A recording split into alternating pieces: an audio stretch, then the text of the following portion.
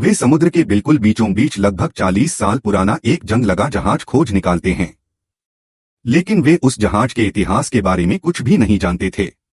कहा जाता था कि उस जहाज के पास जाने पर लोग अजीब तरह से गायब हो जाते थे और अक्सर उस जहाज पर एक छोटे बच्चे को देखा जाता था। लेकिन इस जहाज में आखिर कौन सा रहस्य छुपा है और लोग रहस्यमय तरीके से गायब क्यों हो जाते हैं? आइए जानते हैं इस 40 साल पुराने जंग लगे जहाज का खौफनाक रहस्य। कहानी की शुरुआत होती है 1962 से, जहां हम प्रशांत महासागर के बीचों बीच एक बहुत बड़ा जहाज देखते हैं जिसका नाम है एंटोनियो ग्राजा। इस जहाज पर कुल 600 यात्री न्यूयॉर्क की ओर यात्रा पर निकले थे। जहाज पर एक पार्टी चल रही थी जहां एक खूबसूरत गायिका गाना गा रही थी और सभी लोग उसके गाने पर खुशी खुशी डांस कर रहे थे। जहाज के सभी यात्री इस खूबसूरत पल का आनंद ले रहे थे, लेकिन उन्हें जरा सा भी अंदाजा नहीं था कि कुछ ही मिनटों में उनके साथ ऐसा कुछ होने वाला है जिसे सोचकर भी रोंगटे खड़े हो जाएं। इसी जहाज पर हमें कैटी नाम की एक छोटी बच्ची भी दिखाई देती है। वह सबसे अलग एक कोने में बैठकर खेल रही थी। तभी जहाज का कप्तान उसके पास आता है और उसे उठाकर अपने साथ डांस करने लगता है। ठीक उसी समय हम एक रहस्यमय आदमी को देखते हैं, म्यूजिक, जो जहाज के इंजन रूम में जाकर एक लीवर ऊपर खींच देता है। तुरंत ही एक तेज धार वाली तार खींच जाती है और लोगों के शरीर को चीरती हुई निकल जाती है। चारों तरफ अचानक सन्नाटा छा जाता है। देखते ही देखते लोगों के शरीर दो टुकड़ों में कटने लगते हैं। यह दृश्य इतना भयानक था कि किसी का भी खून जम जाए। चारों ओर सिर्फ खून ही खून फैल जाता है। लेकिन सौभाग्य से कैटी नाम की बच्ची बच जाती है क्योंकि उसकी लंबाई कम थी और तार उसके सिर के ऊपर से निकल गई थी। इसी तरह 40 साल बीत जाते हैं। फिर हमें समुद्र के बीच कुछ लोगों को दिखाया जाता है जो एक टगबोट की मदद से एक बड़े जहाज को खींचकर ले जा रहे होते हैं। तभी अचानक वह पुराना जहाज डूबने लगता है। इसे देखकर टीम लीडर मर्फी अपनी टीम की एक लड़की मॉरीन से कहता है कि उस जहाज में क्या हुआ है, यह देखना होगा। वह मॉरीन को उस पुराने जहाज पर भेज देता है ताकि जो तार लगाकर उस जहाज को खींचा जा रहा था, क्योंकि अगर वह पुराना जहाज डूब गया तो उसके साथ उनका टगबोट भी डूब जाएगा और सबकी मौत हो जाएगी। जब मॉरीन उस पुराने जहाज पर जाती है तो उसे पता चलता है छोटा सा छेद बन गया है जिसके कारण जहाज में तेजी से पानी भर रहा है और शायद 5 मिनट के अंदर ही वह डूब जाएगा। मॉरीन यह बात मर्फी को बताती है। यह सुनकर मर्फी मॉरीन से कहता है कि जिस तार से हम जहाज को खींच रहे हैं, बस तुम वही तार काट दो और जल्दी से वहां से निकलकर टगबोट पर वापस आ जाओ, क्योंकि हम इस जहाज को यहीं छोड़कर चले जाएंगे, यह डूबने वाला है।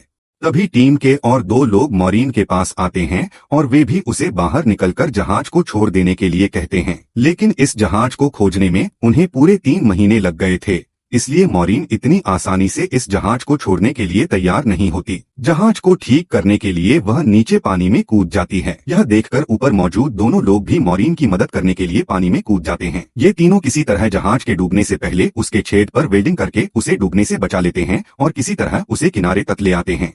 इसके बाद वे उस जहाज को बाजार में बेच देते हैं और बहुत सारा पैसा कमाते हैं। टीम लीडर मर्फी इस पैसे को सबके बीच बराबर बराबर बांट देता है। वे सब घर जाकर एक एक ड्रिंक लेकर मजे से पीते हैं। इसी दौरान जैक नाम का एक आदमी काफी देर से उन पर नजर रखे हुए था। वह उनकी सारी बातें सुन रहा था। उसे समझ आ जाता है कि वे लोग समुद्र के नीचे छिपे खजाने और ऐतिहासिक पुरानी चीजें खोजकर उन्हें बाजार में बेचते हैं और उससे बहुत पैसा कमाते हैं।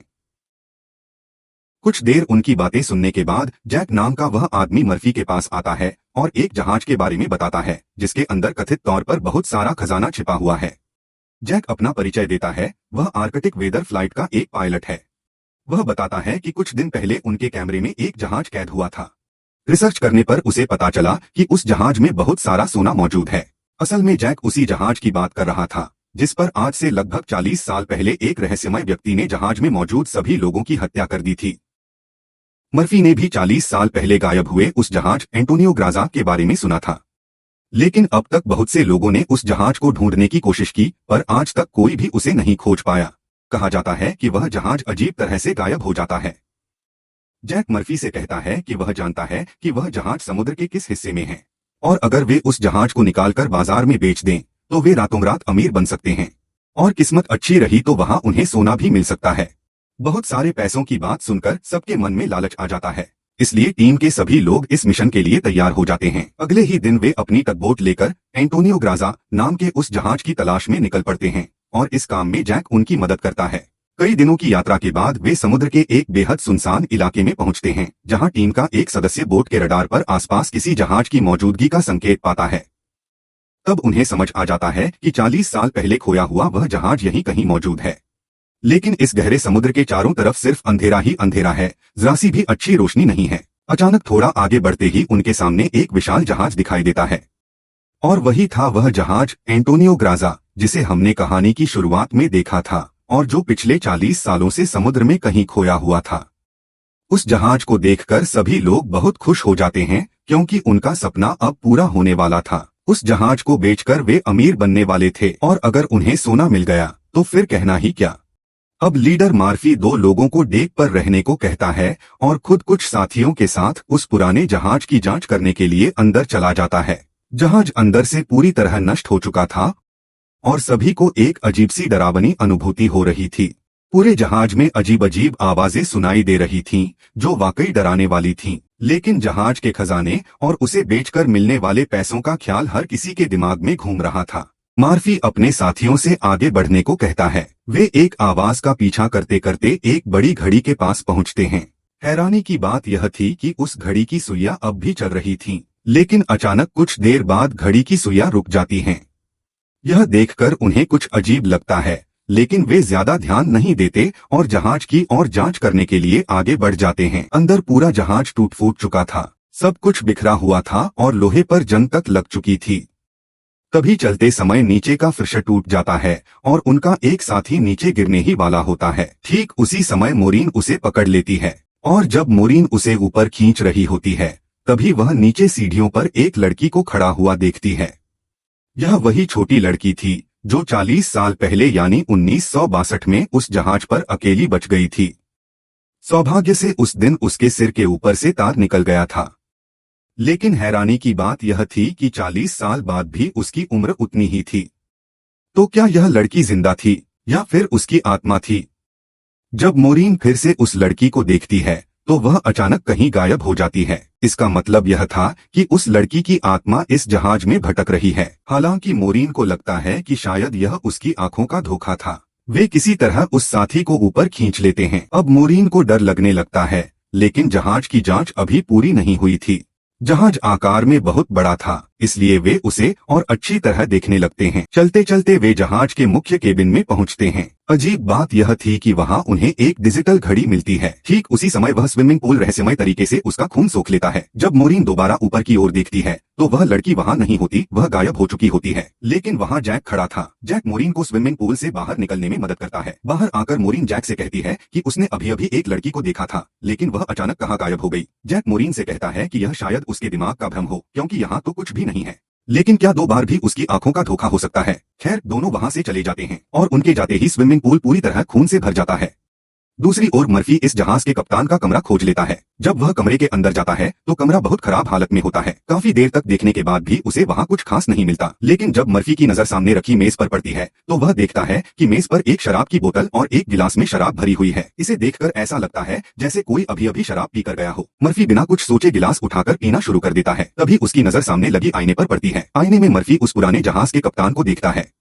वह पूरी तरह चौंक जाता है। उसके हाथ से शराब का गिलास गिर जाता है और वह वहां और नहीं रुकता। डर के मारे वहां से बाहर निकल जाता है। जहाज पर लगभग सभी के साथ अजीब अजीब घटनाएं हो रही थीं। एक टीम मेंबर जिसका नाम मार्क था, जहाज में किसी लेडी सिंगर के गाने की आवाज सुनता है। वह उस आवाज का पीछा करते करते जहाज के ग्राउंड एरिया में पहुंच जाता है, जहां एक जलती हुई सिगरेट पड़ी होती है और उस सिगरेट पर लिपस्टिक लगी होती है। इसका मतलब है कि यहाँ जरूर कोई मौजूद है। ठीक उसी समय हम सच में उस 40 साल पुरानी लेडी सिंगर को देखते हैं, जिसे हमने कहानी की शुरुआत में देखा था।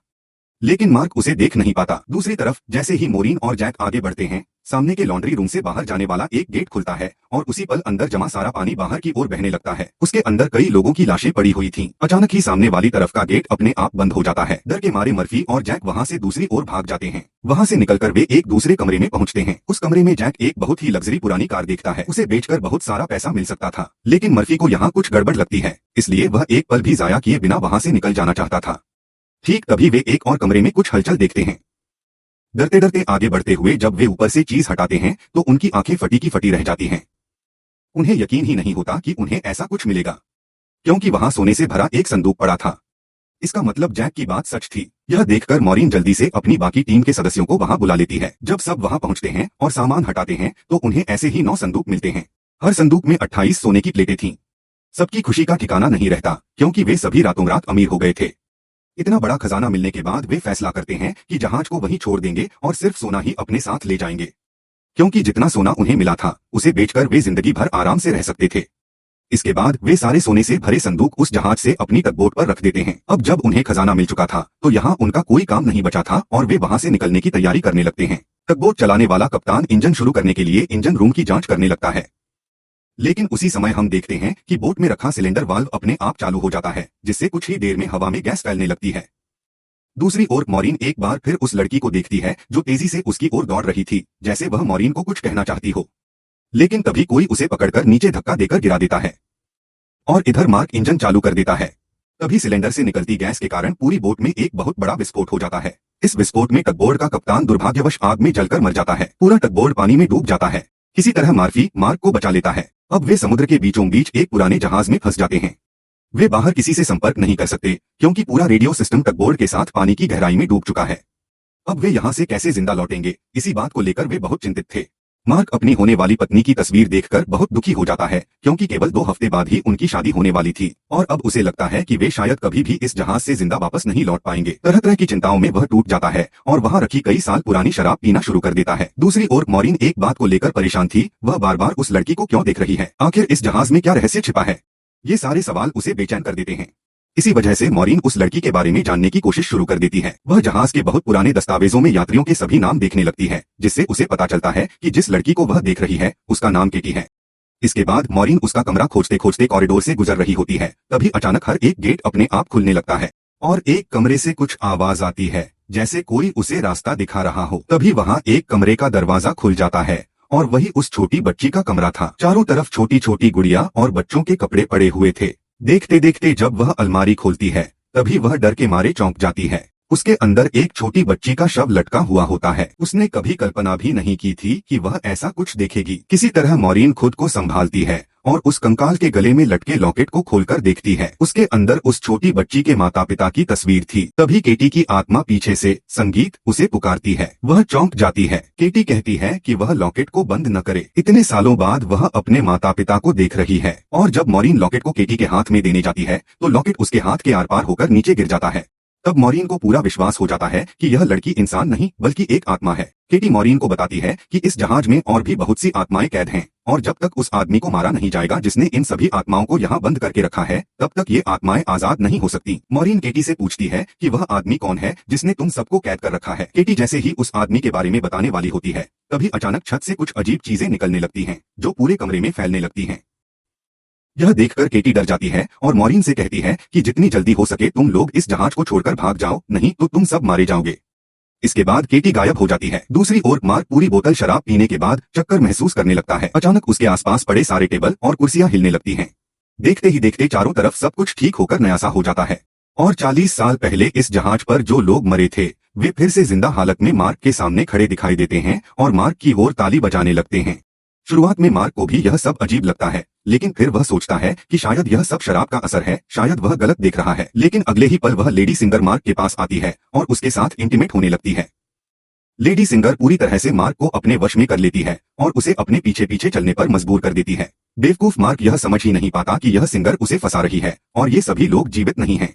वह लेडी सिंगर जहाज के बिल्कुल किनारे खड़ी होकर मार्क को अपनी तरफ बुलाने लगती है। सिंगर को पाने के लालच में मार्क उसकी ओर बढ़ता है और उसका शरीर आर पार होकर ऊपर से नीचे गिर जाता है, जिससे उसकी मौत हो जाती है। दूसरी ओर मार्फी को दिखाया जाता है कि वह इस जहाज के कप्तान के कमरे में बैठा हुआ था। तभी वह देखता है कि मेज के ऊपर रखी शराब की बोतल अपने आप हिलने लगती है। अचानक उसके सामने जहाज के कप्तान की आत्मा प्रकट हो जाती है। यह देखकर मार्फी बहुत घबरा जाता है। तब वह कप्तान उसे गिलास में शराब डालकर पीने को कहता है। साथ ही वह उसे एक तस्वीर दिखाता है। तस्वीर एक पुराने जहाज की थी जिसका नाम लोरलाई था। कप्तान बताता है कि आज से कई साल पहले समुद्र में हमें एक आदमी बहता हुआ मिला था। वह लोरलाई जहाज का यात्री था और उसने हमें अपने जहाज के बारे में बताया। उसने कहा था कि लोरलाई जहाज खतरे में है और डूबने लगा है, लेकिन उस जहाज में बहुत सारा गुप्त खजाना छिपा हुआ है। जब हमने लोरलाई जहाज को ढूंढकर निकाला तो सच में हमें वह सारा खजाना मिल गया, लेकिन उस जहाज पर कोई भी जिंदा नहीं था। सभी मर चुके थे, सिर्फ वही व्यक्ति बचा था। इसके बाद कप्तान मार्फी को उस आदमी की तस्वीर दिखाकर कहता है, यही वह व्यक्ति है जिसने हमें लोलाई जहाज के खजाने के बारे में बताया था। तस्वीर देखकर मार्फी पूरी तरह से हैरान रह जाता है, क्योंकि वह आदमी और कोई नहीं बल्कि जैक था, और यह तस्वीर 40 साल पुरानी थी। 40 साल बीत जाने के बाद भी उसकी उम्र में कोई बदलाव नहीं आया था। तस्वीर में वह बिल्कुल वैसा ही दिख रहा था जैसा वह आज दिखता है। वह इंसान तो हो ही नहीं सकता, क्योंकि कोई इंसान इतने साल जिंदा नहीं रह सकता। मार्फी समझ जाता है कि जैक कोई इंसान नहीं है, शायद वह कोई शैतान है।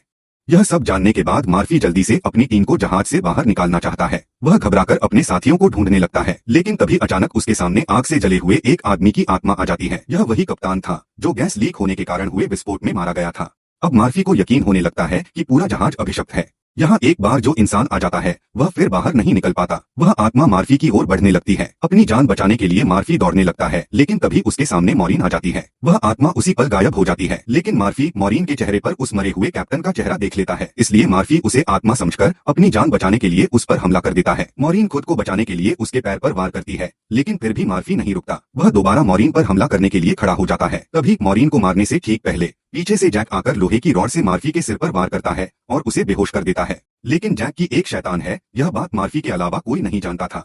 जैक यह भी समझ गया था कि मार्फी उसके सारे सच जान चुका है, इसलिए वह मार्फी को अपने रास्ते से हटाने के लिए सबको उसके खिलाफ भड़काने लगता है। वह कहता है कि अगर मार्फी को होश आ गया तो वह फिर से हम सबको नुकसान पहुंचा सकता है, इसलिए हमें उसे कहीं बंद कर देना चाहिए। इस तरह वह सबको समझाता है कि उसकी बात सभी को सही लगने लगती है, इसलिए वे मार्फी को एक टैंक के अंदर बंद कर देते हैं। अब किसी भी तरह उन्हें यहाँ से जिंदा वापस लौटना होगा, लेकिन बाहर निकलने का कोई रास्ता नहीं है। इससे पहले ही उनका टगबोट डूब चुका है। अब वे क्या करेंगे, इस बारे में वे काफी देर तक चर्चा करते हैं और फिर फैसला लेते हैं कि वे इस जहाज को किसी भी तरह मरम्मत करके यहीं से लेकर जाएंगे। अब यही यहाँ से बचकर निकलने का एकमात्र रास्ता है। योजना के अनुसार वे जहाज की मरम्मत में लग जाते हैं। जल्दी ही वे जहाज के उस हिस्से को जहां से पानी अंदर आ रहा था, जंग लगे हिस्से को वेल्डिंग करके बंद कर देते हैं। फिर पंप की मदद से जहाज के अंदर जमा सारा पानी बाहर निकालना शुरू करते हैं। तभी मार्फी देखता है कि उनका एक सदस्य गायब है। मार्क वह कहाँ है, उसे तो काफी देर से देखा ही नहीं गया, इसलिए मार्फी उसे ढूंढने निकल पड़ता है। तभी फिर से वह छोटी बच्ची की आत्मा उसके सामने आती है। वह कहती है जिसे तुम ढूंढ रहे हो वह मर चुका है, वह अब जिंदा नहीं है। यह कहकर वह उसे उसकी लाश दिखाती है। मार्क लेडी सिंगर को पाने की उम्मीद में ऊपर से गिरकर मर गया था। केटी उससे कहती है मैं तुम्हें कुछ दिखाना चाहती हूँ। जब भी वह मॉरिन के कंधे पर हाथ रखती, वह सीधे 1962 की उस रात में चला जाता जिस दिन ये सभी घटनाएं हुई थीं। उस रात जहाज पर मौजूद सभी लोगों की बर्बर हत्या कर दी गई थी, और यह सब एक समूह ने किया था जिनका उद्देश्य जहाज में रखे सभी सोने को चुराना था। इस समूह ने खाने में जहर मिलाकर कई लोगों को मार डाला, कुछ लोगों को धारदार तार से 2 टुकड़े कर दिया और कुछ को उस स्विमिंग पूल में गोली मारकर मार डाला। इस क्रूरता से केटी भी बच नहीं पाई। उन्हें उनके कमरे में ले जाकर अलमारी में फांसी पर लटका दिया गया। इस पूरे षड्यंत्र के पीछे वह लेडी सिंगर थी जिसने सोना लूटने के लिए यह पूरी योजना बनाई थी। अपने लोगों की मदद से उसने जहाज पर मौजूद सभी लोगों को मार डाला ताकि सारे सोने की मालिक वह बन सके। जहाज का ऑफिसर भी लेडी सिंगर के साथ मिलकर काम कर रहा था। लेडी सिंगर के इशारे पर उसने अपने सहयोगियों को भी मार डाला, लेकिन वह नहीं जानता था कि असली रहस्य क्या है। जब वह मुड़ता है तो लेडी सिंगर उसे भी गोली मार देती है। लेडी सिंगर सोचती है कि अब यह सारा सोना उसका ही है, क्योंकि जहाज पर मौजूद सभी लोग मर चुके हैं। तभी एक रहस्यमय व्यक्ति दिखाई देता है जो इस पूरे खेल का मास्टरमाइंड था। उसने लोहे की जंजीर से अंततः लेडी सिंगर को भी लटका कर मार डाला। मॉरिन को यह सब केटी के जरिए दिखाई दे रहा था और तभी वह उस रहस्यमय व्यक्ति को देखता है। मॉरिन आश्चर्यचकित रह जाता है, क्योंकि वह व्यक्ति कोई और नहीं बल्कि जैक था जिसने उन्हें सोने की लालच दिखाकर यहाँ लाया, और यही उसने 1962 में किया था। उसने सभी में सोने की लालच पैदा करके उन्हें एक दूसरे को मारने के लिए उकसाया। उसी तरह उन्हें भी इस जहाज में लाया गया। इसके अलावा जहाज में बड़े बड़े छेद हो गए थे जिससे जहाज धीरे धीरे डूब रहा था, इसलिए जहाज को ठीक करने के लिए ऐसे लोगों की जरूरत थी जो उसे डूबने से बचा सकें। इसलिए जैक चालाकी से उन्हें यहाँ लाया और अब जहाज पूरी तरह ठीक हो चुका था। तो अब जैक को इन लोगों की कोई जरूरत नहीं रह गई थी, इसलिए वह अब सभी को मारना चाहता था। यह सब समझते ही मोरिन को याद आता है कि उन्होंने जैक की बातें सुनी थी कि उन्होंने मार्फी को टैंक में बंद कर रखा है। मोरिन तुरंत अपनी जान बचाने के लिए उसके पास दौड़ता है, लेकिन तब तक टैंक में पानी भर जाने के कारण मार्फी की मौत हो चुकी थी। वह उसे बचाने के लिए टैंक का ढांचा तोड़ने की कोशिश करता है, लेकिन टैंक का ढांचा बहुत मजबूत होने के कारण वह सफल नहीं हो पाता। मार्फी मर जाता है। मोरिन बिना किसी देर के अपने साथी डॉस के पास भागता है। मार्फी डॉस को जैक की सारी सच्चाई बता देता है और कहता है कि जैक को तुम जहाँ भी देखो वहीं उसे गोली मारकर मार देना। तभी वह अपने अन्य साथी मुंडर को नहीं देख पाता, क्योंकि वह पंप खराब होने के कारण पानी के नीचे जाकर उसे ठीक कर रहा था। यह सुनते ही मोरिन तुरंत वहां पहुंचता है, क्योंकि उसे पता है कि यह सब जैक की चाल है। इसी बीच मोरिन के जाने के थोड़ी देर बाद जैक डॉस के सामने आ जाता है। मोरिन की बातों के अनुसार डॉस जैक से कहता है वहीं खड़े रहो, अपनी जगह से बिल्कुल मत हिलो, हम तुम्हारी सारी सच्चाई जान चुके हैं। यह सुनकर जैक समझ जाता है कि मोरिन ने उसे अपनी सारी सच्चाई बता दी है। तब जैक डॉस को भ्रमित करने के लिए टॉर्च की मदद से बंदूक छीनने की कोशिश करता है। लेकिन डॉस जैक की चालाकी समझ जाता है और तुरंत जैक पर गोली चला देता है, जिससे जैक दूर जा गिरता है। डॉस सोचता है कि शायद वह मर गया और वहां से चला जाता है, लेकिन वास्तव में जैक मरता नहीं है। वह शैतान है, उसकी मौत नहीं होती। दूसरी ओर मोरिन मुंडर को बचाने वहां पहुंचता है और एक भयानक दृश्य देखता है। इंजन रूम का पानी निकालते समय अचानक इंजन चालू हो जाता है और उसमें फंसकर मुंडर के शरीर के कई टुकड़े हो जाते हैं। उनकी टीम के सभी सदस्य मर चुके थे, केवल डॉस और मोरिन ही जीवित रहते हैं और यह सब इस जहाज की वजह से हो रहा था। यह मोरिन समझ जाता है तो वह फैसला करता है कि वह इस जहाज को पूरी तरह से नष्ट कर देगा। इस सोच के साथ वह जहाज के हर कोने में बम लगाना शुरू कर देता है। ठीक उसी समय उसे डॉस का मैसेज आता है। डॉस मोरिन को बताता है कि उसने जैक को मार दिया है। यह सुनकर मोरिन कहता है कि जैक की मौत नहीं होगी, वह अमर है, क्योंकि जैक तो इंसान ही नहीं है। हमें इस पूरे जहाज को नष्ट करना होगा ताकि जैक किसी और इंसान को यहाँ फंसाने न पाए और जितनी आत्माएं इस जहाज में बंद हैं, वे सब मुक्त हो जाएं। अजीब बात यह है कि डॉस यहाँ गुस्से में मोरिन को समझाने लगता है कि हमें जहाज को नष्ट नहीं करना चाहिए। हम जहाज को क्यों नष्ट करें? इस तरह जहाज में रखा सारा सोना तो नष्ट हो जाएगा, फिर तो हम बिना सोना पाए खाली हाथ लौटेंगे। मोरिन कहता है कि यह सोना असल में जैक की चाल है। हम इस सोने को यहाँ से कभी भी नहीं ले जा पाएंगे, इसलिए मुझे किसी भी हालत में इस जहाज को नष्ट करना ही होगा। ठीक उसी समय पता चलता है कि यह डॉस नहीं है बल्कि यह जैक है। जैक समझ जाता है कि मार्फी किसी भी हालत में उसकी नहीं सुनेगा, इसलिए जैक अपनी असली रूप में वापस आ जाता है। इसका मतलब है कि जैक ने डॉस को भी मार दिया था। जैक मोरिन से कहता है, जिस तरह तुम समुद्र में फंसे जहाजों को जमा करते हो, उसी तरह मैं आत्माओं को जमा करता हूँ। मैं उन्हें गुलाम बनाकर रखता हूँ और यह सब मैं डेमन के लिए करता हूँ। पहले मैं भी इंसान था, लेकिन बहुत सारे पाप करने के बाद मेरी मौत के बाद डेमन ने मुझे यह काम दिया। मेरा काम है कि इंसानों से पाप करवाना, उन्हें मारना और उनकी आत्मा को डेमन तक पहुंचाना। जिस तरह मैंने लोरलेई नाम के उस जहाज के साथ किया, उसी तरह मैंने एंटोनियो ग्राजात भी किया। मैं डेमन के लिए एक सोल कलेक्टर का काम करता हूँ और अगर यह जहाज नष्ट हो जाएगा तो मेरा मिशन अधूरा रह जाएगा। तो तुम इस जहाज को नष्ट मत करो। यह कहते हुए उसने मोरिन को एक मौका दिया, तुम चले जाओ, मैं तुम्हें मारूंगा नहीं, लेकिन इसके बदले में तुम्हें इस जहाज को छोड़ देना होगा। लेकिन मोरिन उसकी बात मानने को तैयार नहीं था। तब जैक ने एक लोहे की रॉड से उसके सिर पर वार किया। मोरिन नीचे गिर गया और जैक उसे पानी के अंदर दबाकर मारने की कोशिश करने लगा, लेकिन सौभाग्यवश किसी तरह वह वहां से बच निकला। हाथ में उसने एक तीर पाया और बिना कोई समय गवाए उसने उस तीर से बम के रिमोट पर निशाना साधा। साथ ही वह पानी में कूद गया। इसके परिणामस्वरूप जहाज में एक बहुत बड़ा विस्फोट हुआ। जोरदार विस्फोट के कारण जहाज में पानी भरने लगा और वह डूबने लगा। मर्फी जहाज के नीचे पानी में फंस गया और किसी तरह बाहर निकलने का रास्ता नहीं दिख रहा था। उसका सांस लेना मुश्किल होने लगा। तभी वहां केटी की आत्मा आई। उसने मोरिन का हाथ पकड़कर उसे पानी के ऊपर निकलने का रास्ता दिखाया। तब मोरिन ने देखा कि जितनी आत्माएं जैक ने बंदी बनाकर रखी थीं, वे सब मुक्त हो गई हैं और वे स्वर्ग की ओर जाने लगी। किसी तरह मोरिन भारी मेहनत के बाद पानी के ऊपर निकल आया। असल में यहाँ जितनी आत्माएं बंदी थीं, वे सब जैक के दास थे, लेकिन केवल केटी और जहाज के कप्तान की आत्मा उसके दास नहीं बन सकती थी, क्योंकि वे बहुत पवित्र और अच्छे इंसान थे। इसी कारण जैक उन पर ज्यादा नियंत्रण नहीं कर सका। यही वजह थी कि केटी और कप्तान की आत्मा बार बार उनकी मदद कर पाई। मोरिन किसी बॉक्स की मदद से समुद्र के ऊपर तैरता रहा। रात कटकर सुबह हो गई और सौभाग्यवश एक जहाज ने उसे तैरते हुए देखा और बचा लिया। जब उसे बंदरगाह पर लाया गया तो उसने एम्बुलेंस से एक भयानक दृश्य देखा। जैक अब भी जीवित था और वह जहाज के जितने भी सोने थे उन्हें किसी अन्य जहाज पर ले जा रहा था, ताकि वह फिर से सोने की लालच दिखाकर लोगों को मार सके और उनकी आत्माओं को बंदी बना सके। और इसी के साथ मूवी समाप्त हो जाती है।